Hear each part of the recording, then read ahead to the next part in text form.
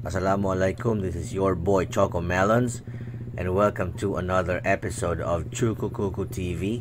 Mga suled, samahan nyo ako dito sa Bubulutua Falls, Barira, Maguindanao.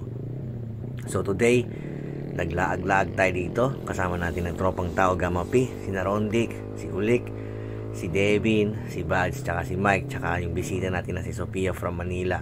Actually, taga Cotabato talaga siya. Tapos nagtrabaho ng Manila. And by the way guys, maganda talaga dito sa Bubulutua kasi dinevelop nila yung daanan. So, pwede na kayo magmotor hanggang papuntang sa paahan nung Bubulutua Falls. So, ayun. So, ito. Ito na yung falls mga tol.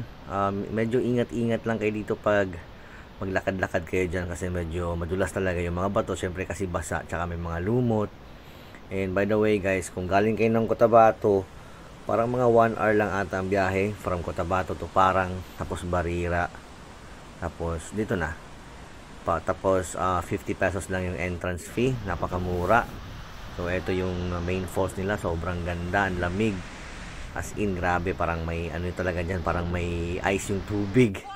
Tapos ito mga tol, trippings muna tayo from biyahe.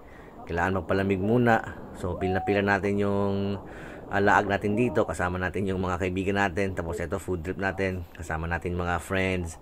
And don't worry guys, yung basura na yan, nakikita nyo, yung plastic na yan, kami as member of Tao Gamapi, ginadala rin namin yan, hindi namin yan ginaiwan sa nature. So 100% assured na tinapon namin sa maayos na kalalagyan yan. Nasa basurahan talaga yan. Tapos ito, trippings ulit.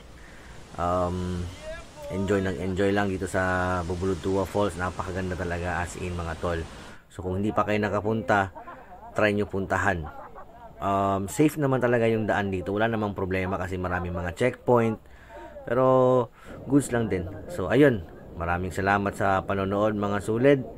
So I hope na mapuntahan nyo rin tong Bubulutua Falls, inshallah.